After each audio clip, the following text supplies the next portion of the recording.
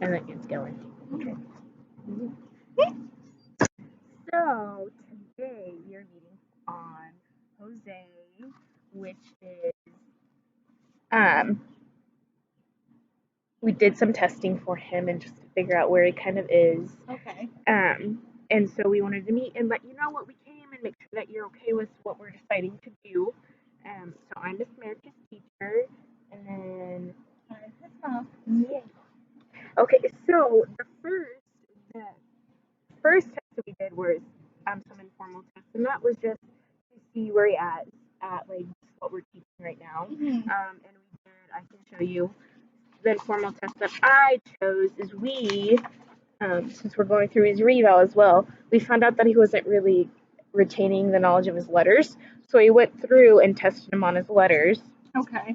And so he got 23 out of 26 of his capital letters. And then sounds, he got 20 out of 26. So that is definitely something that we are going to have to go back to and work on, just because he's not retaining it. And we kind of knew that with his apraxia, but we're just going to keep an eye on it. And I think what we're going to do is after his end mark sight words, we'll add in like a couple letters here a day, a couple to have him review them constantly. Okay. I think we'll have to do that for a long time, just so he can process it from his working memory to his long term. Okay. Then we did time, so we're working on telling time. And what this is so we were working on telling time and what hand to look at and which one goes first.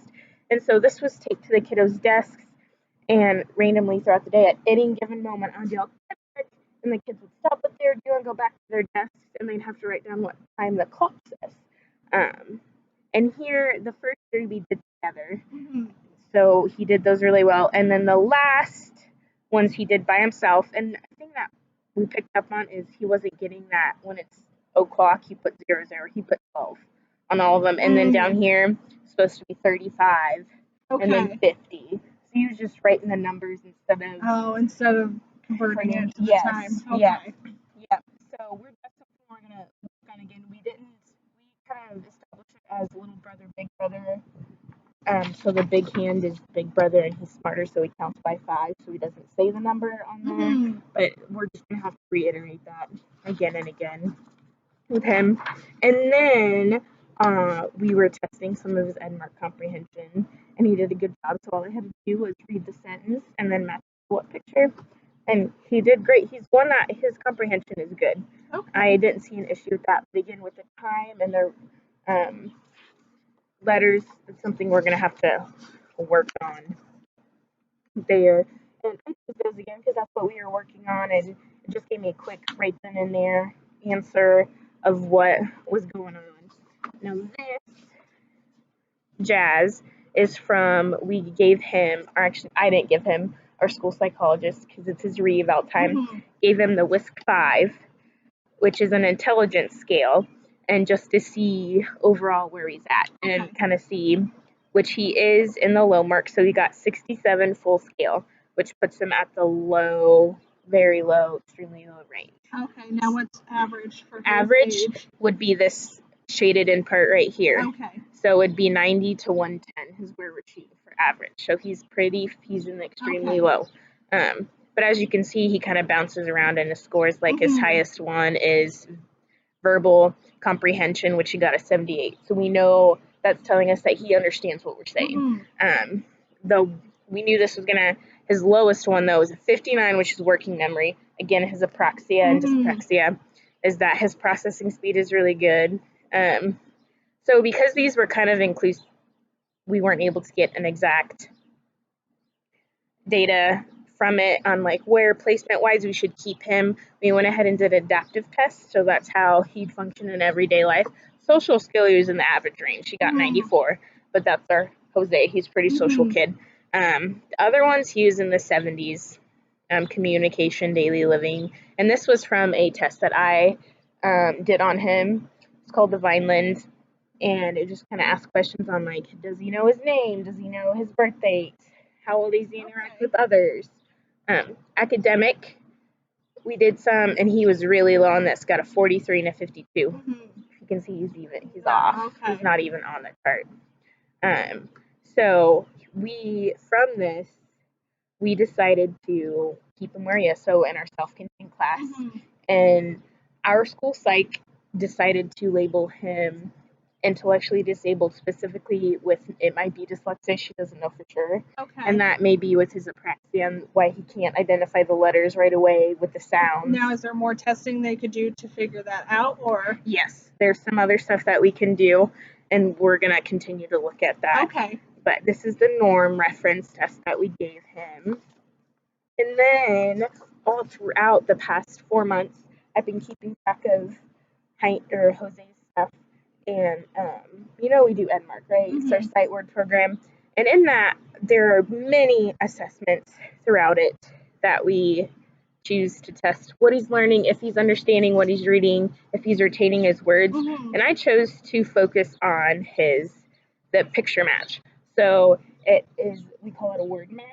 And on it has phrases. So like it'll say the green apple is on the table. And he has a whole bunch of cards out in front of him. And he'll have to read the sentence, so he'll say the green apple, and then find the corresponding picture. So he'll have to find a table, and then find an apple, but make sure it's a green apple. And so with that, we record all of that data in sheets that look like this. And so it just kind of tells us, we mark how many words he got correct and how many cards. So like this one says, a boy and 2 birds are with a spoon. So he needed a card for a boy, 2 cards for the 2 birds, and 1 for a spoon. Okay. And so he got all 4 of those cards, and he had to get the concept that we were focusing on was the 2 birds. So if he only put 1 bird down, we knew that he didn't understand what 2 meant, kind of a thing. So that's what we focus on. And I just kind of kept scores from January to about middle April on him and recorded the data. Now with Edmark, it's an interesting program of successful rather than fail rate. So they aim all their activities at 100%. The kids should be getting 100% on the activities after they have learned the word. Okay. And so that's what our baseline is. So the first pre-test I gave him was he got 100 on it. And then so our anticipation line, aim line, where we want him to be, is 100%. Okay. Now we only veered off once, and he got a 99. So all that would happen is then we'd go back and redo the activity the next day to see and pinpoint exactly where was he missing. Did he just miss this? Was he just off that day? And Jose's a kid that it kind of varies from day to day. One day he could know, and the other day he doesn't. Okay. So you think he may have just had an off day that day? Yeah. Okay. But he's kind of in our classroom, so we can meet his needs, or we know today he's just not getting it, so we'll work again tomorrow. Okay. We're just going to keep going with him.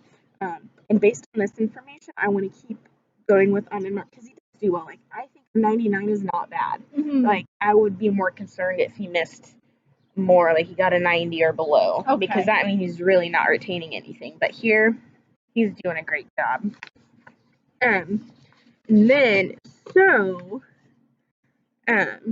He's a great kid. He's smart. He knows what he's doing. He's focused. He works hard, and he likes to help others. Some things that I think he needs to work on are his letter identification. He struggles with that. And then his reading comprehension, understanding what he's reading. Even though it's good with Edmark, I think we need to push for the outside. Okay. Is there anything that we could do at home to help him? Yes. Environment, have him read stuff in the outside world, because then they can associate it with stuff. And then also even having him notice Edmark words in other books besides just Edmark curriculum. So if you have picture books at home, pull them out and be like, do you know what are any of these words? And it kind of just gives him confidence. Oh, I know that one. And then have him sit there and try to read the whole sentence. And we also are going to have him work on his phonetics and sounding out. So that's something you could start doing. The beginning sound is what we're getting now. So just the first letter of each word could go well. And then, so now we can look at his goals. I have right here.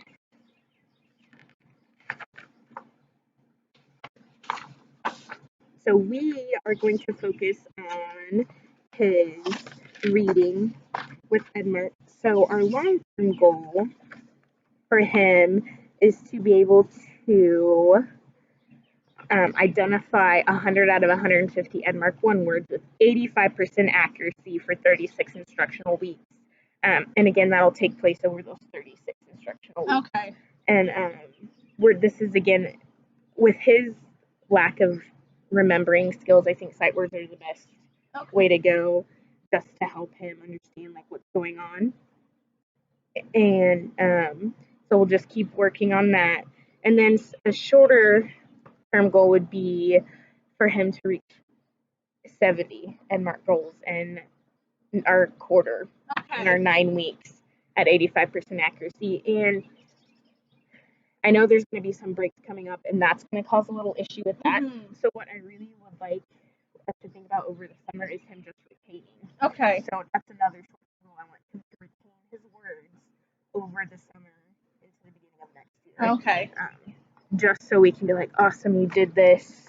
So just continue to go over his and we'll send home. Okay. Mm-hmm. We'll send home on our last week. He'll write down all of his words. Okay. And then so you'll have them all at home. Okay. And then another long-term goal that we're looking at for him is math. And we kind of talked about time. And math's a little tricky in our classroom. And we follow what's called the essential elements. And so when Jose is given an adaptive grade level math skill, he will demonstrate proficiency of the adapted skill with 85% or better. And that's when we're focusing on the essential elements. And they're a step down or two from the Common Core.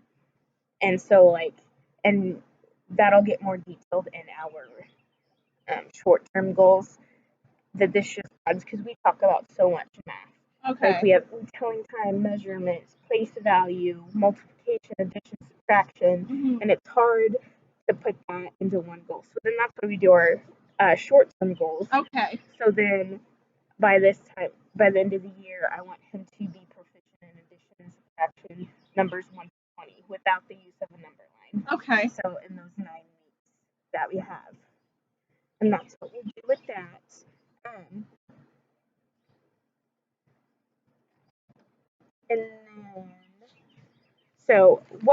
and I know we touched on this, but some other things that you can do at home with Jose to make it better. Again, read environmental print, even like asking him random math questions for the day, like, oh, wait, how many forks do we have on the table? Because sometimes even he'll lose that one-to-one cordality. Okay. Like counting, or you could even do so just as if he has manipulatives at home, that would, okay. Yeah. And even in the time thing, like, hey, real quick, tell me what time it is, or even just like, hey, what hour is it? Okay. That was another thing that he struggled with, is once it got past, so like if it was 8 o'clock and it started moving, and it was like 8:15, and you know how the hour hand would be kind of he would be like, I don't know what that is. And so that was kind of hard. And so something that I'm going to try next year for him is color in the sections of the clock. So like 8, where it's like 8 to 9, it'll be one color. And he knows when it's in that's 8 o'clock. Okay. All of that's just 8 o'clock. And again, that's something we're just going to keep working on and trying. Okay. Again, the environmental prints, even reading to him, that'll help fluency in him understanding things, and his that'll help his verbal comprehension. He was higher on that, but it wasn't in the average rate. So everything that we can do will help. Okay. Yeah. Do you have any questions for me? I think you've answered everything, what we can do at home to help him, and just how he's doing in school. I mean, we just want him to succeed. Yes. All right. Well, don't be afraid to call me if you have any other questions or if you see something pop up. Okay. Thank you for coming in. No problem. Thank you.